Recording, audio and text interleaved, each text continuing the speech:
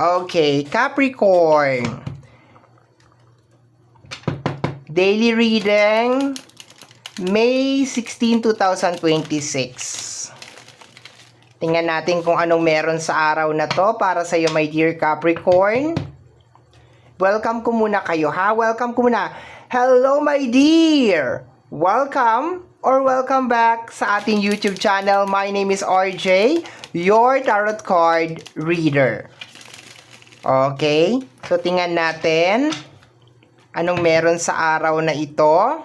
Sa mga interested po sa ating private reading, nasa description box down below, yung mga details and information na kinakailangan po ninyo para po makontak ako. And sa Facebook page po natin, nakapost na po yung mga services and promo natin. Okay, from time to time, nagpapalit po tayo ng mga services and yung ating po mga promo. Of course, may expiry yung ating promo, so for you to be updated sa mga kaganapan sa ating private reading, kung interested ka lang naman, you can actually follow me sa ating Facebook page. Okay? So, thank you very much. Maraming salamat po sa mga abangers ng kanilang mga reading. Maraming salamat po sa walang sawang suporta at pagmamahal. Sa mga napadaan lang, napasilip, na-click ang subscribe button. Ayan. Thank you so much po. Maraming salamat po. Sana po ay natutulungan kayo ng mga readings na ginagawa ko. Okay? So, let's go na tayo, my dear Capricorn. Last shuffle na ito. Tapos, cut na natin into 3.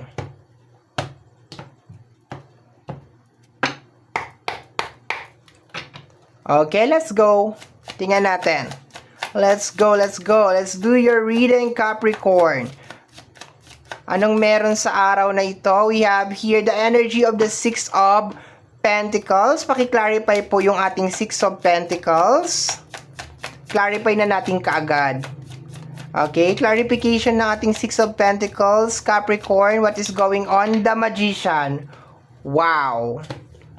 Ang ganda nito, my dear. Okay. So, sa araw na to, my dear, everything is going according to your plan. Okay? Gusto mo yon, okay? Lalo na, my dear, sa usapin ng pinansyal. Ganda, ang ganda ng energy, my dear. Meron ka mga pinaplano, meron ka mga gustong mangyari na para ba siyang super fit na parang puzzle, my dear. Okay? Meron ka mga ini-expect, especially kung meron ka mga gustong gawin, meron ka mga gustong bilhin, okay? Napakaganda nitong araw na to, my dear. Kasi nararamdaman mo na, okay, na eto na siya, nabili ko na, okay? Yung ganun na energy, my dear.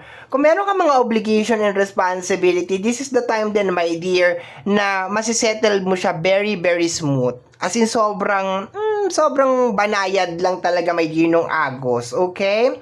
Kung meron ka mga problem lately, may kinalaman sa usapin ng pinansyal, masosolve yan ngayong araw na to. Kasi Magician yung kasama, okay? So, ang ganda. Pumapasok kanina pa, nagdi-distract sa akin habang nagsasalita ako. Ang Magician kasi is energy of illusion. Okay. Pero hindi ikaw yung nagko-create ng illusion, my dear. Meron nagko-create ng illusion sa'yo. Okay, ibig sabihin, yung illusion niya is nako-convert into deceiving. Okay, ibig sabihin, niloloko ka. Posibleng may kinalaman sa usapin ng pinansyal.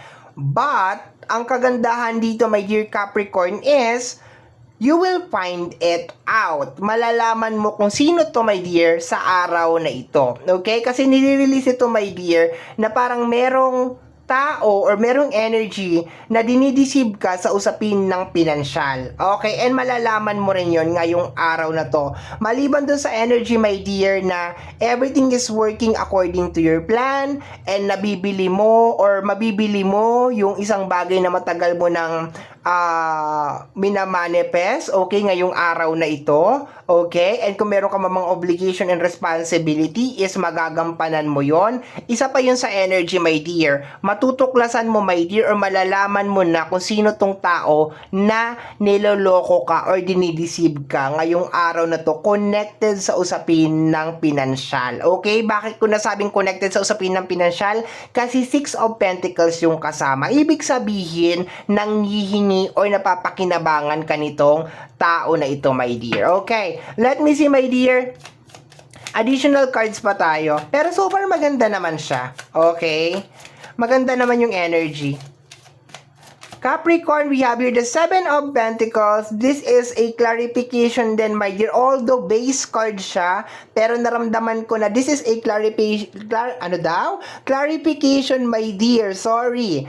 Nung sinabi ko sa iyo kanina na this is the time na mabibili mo yung bagay na matagal mo nang gustong bilhin or magagawa mo yung bagay na matagal mo nang gustong gawin. Okay?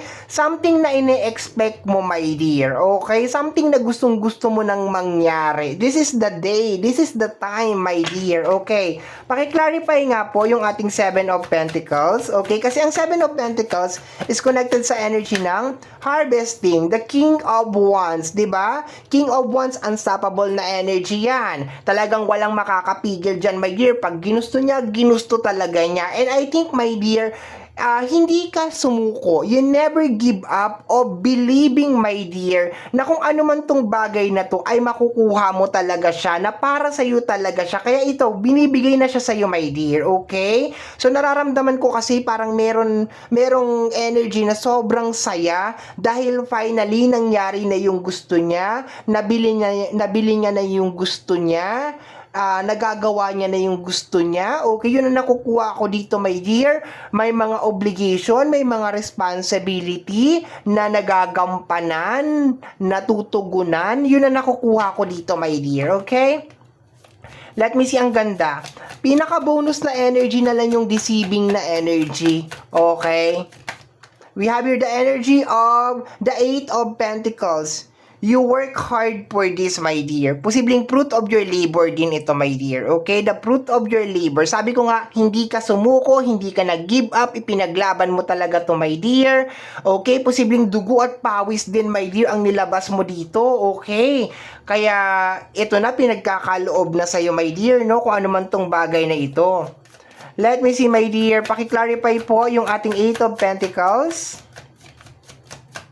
Paki-clarify po yung ating Eight of Pentacles. Capricorn, daily reading, May 16, 2026. Oops, ang dami. Death card yun. Okay. No? Death card yung nakita ko. Yes, mag-e-end na yung deceiving na energy. Mag-e-end na yung kahihintay mo sa isang bagay. Yes, this is a ending. Okay, we have here the energy of the Hangman.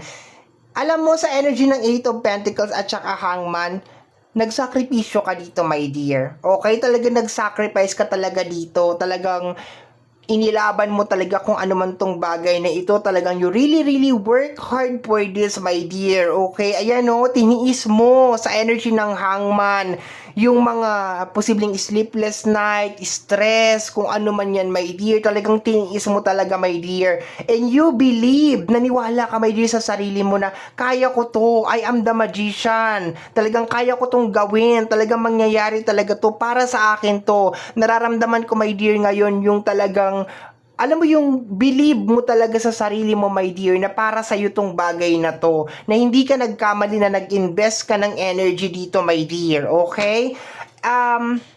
Yes, ayoko nang ungkatin yung deceiving na energy, pero yes, isa din yun sa malalaman mo ngayong araw na to, the deceiving energy. Okay? Let me see, my dear, last row tayo.